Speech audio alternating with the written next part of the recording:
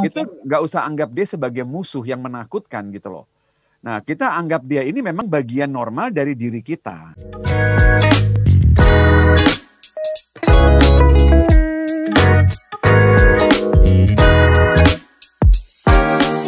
Listeners, melihat situasi pandemi COVID-19 di Indonesia akhir-akhir ini rasanya membuat kita semua takut ya. Tapi yang pasti kita juga harus punya kontrol ya untuk mengendalikan ketakutan kita supaya kita bisa tetap produktif di masa krisis saat ini. Selamat malam untuk Anda semua listeners yang sedang mendengarkan, menyaksikan Smart NLP. Kembali lagi saya Audrey Jona hadir malam hari ini. Seperti biasa bersama dengan Pak Hing Ternanta kesayangan kita. Halo, selamat malam Pak Hing. Selamat malam semuanya, Smart Listener. Sehat ya? Amin. Amin, sehat, oke. Pak Hing, seperti yang aku katakan sebelumnya ya, ini menarik, bicara tentang takut. Hari ini kita akan bahas hadapi rasa takut ya. Apakah ini menurut Pak Hing hal yang memang wajar atau seperti apa sih batas normalnya kita takut di masa seperti ini, Pak Hing? Silakan. Ini buat yang tidak familiar dulu mengenai emosi dulu dah, karena takut itu kan salah satu dari keluarga besar emosi ya. Yes, Ada happy, ada takut, ada marah di situ dan lain-lain. Takut itu hanya salah satu keluarga besar aja sih. Dan takut itu adalah emosi, jadi itu normal banget, normal. Nah, kita hanya takut kalau menghadapi sesuatu yang kita anggap sebagai ancaman kan gitu ya. Nah, jadi itu bagian dari sehari-hari. Nah, yang semua yang tidak terlalu familiar hanya mungkin tahu bahwa takut itu negatif, takut itu harus dijauhi dan segala macam. Ini langsung saya luruskan dulu dari awal. Kita ini punya dua belahan kan, rasio sama emosi kan ya gitu. Nah, rasio kita ini modern. Tetapi emosi kita ini primitif gitu loh.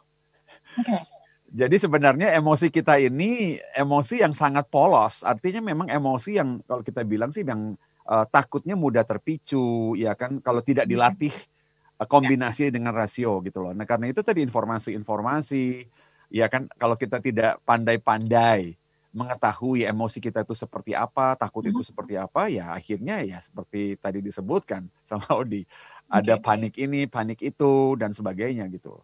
So, bisa kita melihat takut dengan berbeda sih mudah-mudahan malam ini sih. Jadi harus kita pahami dulu ya Pak Hing, bahwa takut ini salah satu keluarga emosi ya, dan pastinya harus kita hadapi ya Pak Hing, dan juga harus berdamai juga sama ketakutan. Mungkin ya kita nggak boleh denial karena banyak dari kita yang mungkin enggak berani gitu ya, harus accepting dulu ya rasa takut itu, atau seperti apa Pak Hing? Kita aware, kita artinya memang takut itu bagian dari kita nggak bisa hilangkan. Ada orang yang ingin menghilangkan, nggak bisa. Kita butuh takut kok, butuh takut itu. Kita butuh. Tanpa rasa takut kita semua udah nggak ada di bumi. Yes. Nggak ada di bumi kita. Lihat mobil kecepatan tinggi, berani, plok mati gitu. Kita harus punya rasa takut, tetapi soal di mana saya bersikap dan merespon dengan bijaksana itu aja. Yang kita sebutnya bijaksana itu adalah respon kita. Emosi sih akan tetap sama aja di mana-mana. Takut ya takut. Cuman gimana cara kita bersikap aja setelah takutnya muncul gitu loh. So, ini berkaitan juga dengan respon kita menghadapi rasa takut ya Pak Hing ya. Nanti kita akan bahas lebih lanjut, tapi kita boleh ke tips yang pertama dulu Pak Hing. Langsung tips yang pertama aja. Nah, coba kalau saya mau nanya nih, Audrey dulu nih, Audrey. Kalau saya mau nanya nih, kalau Audrey lihat teman Audrey yang sedang ketakutan, Audrey. Apa yang Audrey lakukan coba kira-kira? Pada saat dia sedang ketakutan, apa yang Audrey lakukan? Mungkin menenangkan ya Pak Hing ya. Nah, dan juga... gampang kan? Gampang kan? Menenangkan dia bukan? Ya. Nah, kenapa tidak kita lakukan ke diri sendiri coba? Jadi tips nomor 1, saya sebutnya dalam istilah NLP kan raport itu, raport. Nah, raport itu berarti gini. Nah, kenapa Audrey ingin menenangkan dia? Karena dia adalah sahabatnya Audrey. Ya kan gitu loh. Dan karena memang kita ini adalah sahabat terbaiknya kita sendiri. So, apapun yang ada di badan kita, apapun yang ada di pikiran kita, itu kan bagian dari kita nih. Nah, jadi tips saya nomor 1 itu adalah raportlah bagus-bagus dengan diri sendiri, termasuk hubungan kita dengan rasa takut ini. Itu nggak usah anggap dia sebagai musuh yang menakutkan gitu loh.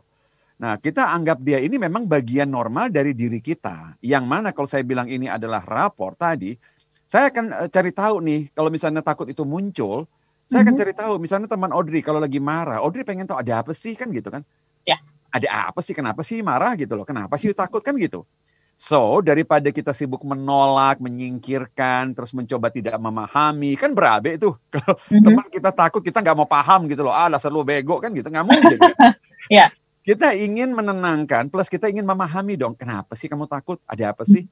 Gitu loh. Nah, jadi yang pertama adalah rapport, building a connection atau rapport dengan diri sendiri, bahwa kita ingin memahami ini munculnya ini ada apa. Karena takut itu tidak muncul dengan sebegitu aja, pasti ada sesuatu. Nah, terutama ini saya sering kali mengingatkan siapa di konteks apapun, Odi. Takut itu sebenarnya kan threat, ancaman. Berarti kalau muncul ada rasa takut dalam diri kita, dia ini ingin mengingatkan kita sesuatu gitu loh. Sesuatu misalnya kalau tiba-tiba tadi kita takut akan misalnya let's say peristiwa yang sekarang ini. Misalnya kita takut ada kejangkit ini, kejangkit itu. Mengingatkan kita untuk apa itu? Ya kan jaga kebersihan, jaga kesehatan, itu aja. Jadi sebetulnya melihat rasa takut itu sebagai teman kan gitu loh. Dia mau mengingatkan kita akan sesuatu, cuman kita tidak paham kadang-kadang. Kita terburu bersikap dan merespon dengan tadi. Respon kita yang macam-macam itu. Belum paham dulu udah langsung sikat respon aja gitu. So number one, rapport dengan rasa takut. Good relationship dulu dengan rasa takut itu. Oke. Bersahabat baik ya, small listeners.